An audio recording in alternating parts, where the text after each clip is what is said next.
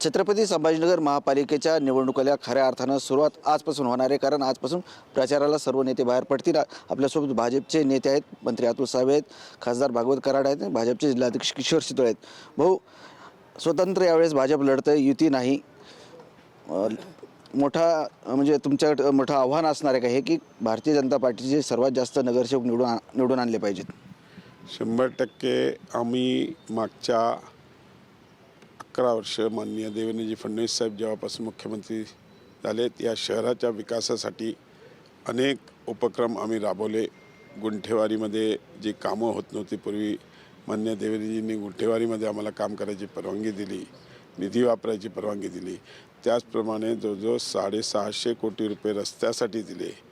पाण्याची योजना जी समांतर 10 वर्ष झाली नाही, त्यासाठी नवीन योजना 1680 कोटी रुपयाची मंजूर करून आणि त्यानंतर त्याला लागणारे 1000 कोटी पण आमचे खासदार आदरणीय डॉक्टर भागवत कराड साहेब यांनी अमृतच्या माध्यमातून आणले आणि आज ती योजना जवळजवळ 90% पूर्ण झालेली आहे आणि पुढच्या महिन्यापासून या शहराला पाणी मिळायला सुरुवात होणार आहे. अशा अनेक उपक्रम आज आणि बेरोजगारांसाठी आज उद्योग आणले. आज DMICमध्ये जवळजवळ 52,000 कोटीचे उद्योग येत आहेत, ज्या माध्यमातून पुढच्या काळामध्ये युवक जे पूर्वी नोकरीसाठी बाहेरगावी जात होते त्यांना आपल्या या छत्रपती संभाजीनगरमध्येच स्वयंरोजगार मिळणार आहे आणि नोकऱ्या पण उपलब्ध होणार आहेत. त्याच्यामुळे असे विकासाची कामं करण्याकरता या महापालिकेमध्ये आम्हाला भारतीय जनता पार्टीचा महापौर बसवायचा आहे. विकासाची कामं करायची, परंतु आता भारतीय जनता पार्टी शिवसेनेची युती नाही, त्यांच्यासोबतही लढाई आहे. तुमची MIM सोबतही लढाई असणार आहे का? आमची लढाई मेनली MIM सोबत आहे आणि काही ठिकाणी आमची लढाई शिवसेनेबरोबर आहे, पण आम्ही 100% जिंकू. नक्कीच आपल्यासोबत डॉक्टर भागवत कराड आहेत. भाजपचा महापौर झाला पाहिजे असं भारतीय जनता पार्टीच्या सर्व नेत्यांची इच्छा आहे, परंतु त्यासाठी रणनीती काय आहे सध्या? भारतीय जनता पार्टीचा महापौर झाला पाहिजे हे भाजपच्या पदाधिकारीची नाही तर जनतेची सुद्धा इच्छा आहे. मला आठवतं आहे 1999 नंतर आज प्रथम भारतीय जनता पार्टी आणि शिवसेना यांच्यामध्ये एकमेकाच्या विरुद्ध लढाई होती आहे किंवा निवडणुका होत आहेत. आणि यामध्ये ज्या तऱ्हेनं केंद्र शासन आणि राज्य शासन माननीय मुख्यमंत्री देवेंद्रजी फडणवीस साहेब आणि माननीय मोदी साहेबांच्या नेतृत्वात जी कामं झालेली आहेत तर ती खूप चांगली झालेली आहे.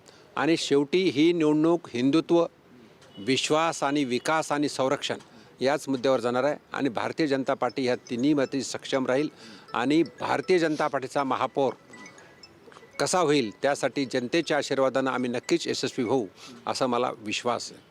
नक्कीच भारतीय जनता पार्टीचा महापौर झाला पाहिजे.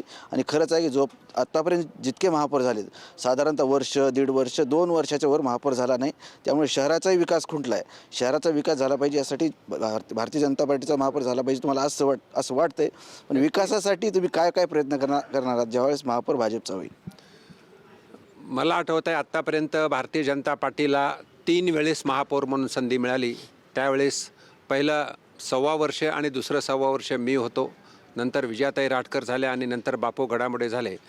विकासासाठी शहराच्या नंबर 1 जसं पिण्याच्या पाण्यासाठी मुबलक पाणी मिळावं म्हणून आम्ही ऑलरेडी निधी केंद्र शासन आणि राज्य शासनाने दिलेला आहे. शहरामध्ये 4,500 कोटीची गॅस लाईन आणलेली आहे. तिचं काही दिवसात उद्घाटन होऊ शकतं आचारसंहिता संपल्यानंतर. म्हणजे आता घरगुती गॅस जे आपल्या स्वयंपाकगृहामध्ये लागतं आणि कारखान्यासाठी लागतो तो उपलब्ध करण्यात आलेला आहे.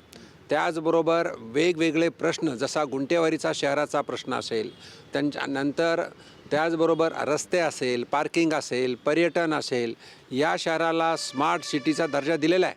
पण खऱ्या अर्थानं आणखी एक चांगलं शहर करायचं असेल तर फक्त आणि फक्त महानगरपालिकेचा भाजपचा महापौर झाला तर हे होऊ शकतं.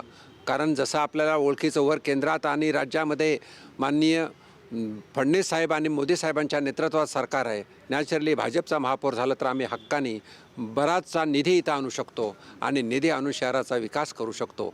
म्हणून आपल्या माध्यमातून जनतेला मी विनंती करतो, अपील करतो की भाजपला मतदान करा. नक्कीच भाजपचे मुख्यमंत्री आहेत आणि शहराचा महापौर भाजपचा झाला तर विकास पण जास्त होईल, निधी पण जास्त मिळेल. काल तुम्ही सर्व जे अपक्ष होते त्यांचं बंड तुम्ही क्षमवलं आहे, तुम्हाला त्याच्यात यश आलं आहे. आता तुमचे 94 उमेदवार रणांगणात आहेत, त्यासाठी काय जिल्हाध्यक्ष म्हणून काय प्रयत्न करणार आहात? आमची अतिशय पक्ष संघटना म्हणून बांधणी खूप चांगली आहे. बूथ रचना आमची चांगली केलेली आहे. आमच्या जवळजवळ 20 नेत्यांची पदाधिकाऱ्यांची फळी या सगळ्या प्रभाग रचनेमध्ये जबाबदारी घेऊन काम करते.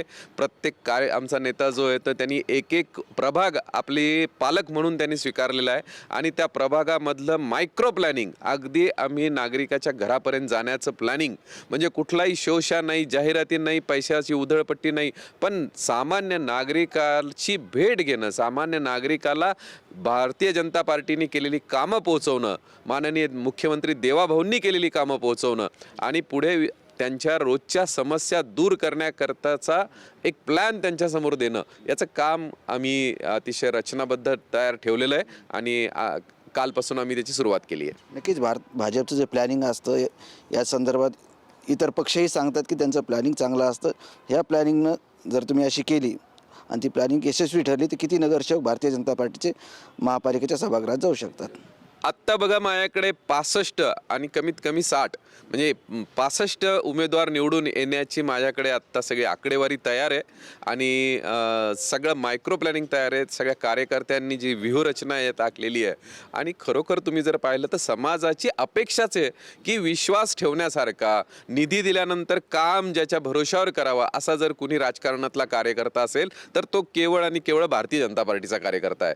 त्याच्यामुळे शहराचा विकास करायचा असेल तर त्या निधीचा वापर आणि नागरिकांच्या रोजच्या समस्या सोडवण्यासाठी हा चांगला उमेदवार केवळ भारतीय जनता पार्टीकडे. नक्कीच हे होते भाजपचे नेते आणि भारतीय जनता पार्टीचा राज्यात मुख्यमंत्री आहे आणि छत्रपती संभाजीनगरचा महापौर हे भारतीय जनता पार्टीचे झाले पाहिजेत आणि त्यामुळेच या शहराचा विकास होऊ शकतो असा दावा भारतीय जनता पार्टीच्या नेत्यांनी केला आहे. कॅमेरामॅन अमित आडेसह संजय सर्वोदय TV9 मराठी, छत्रपती संभाजीनगर.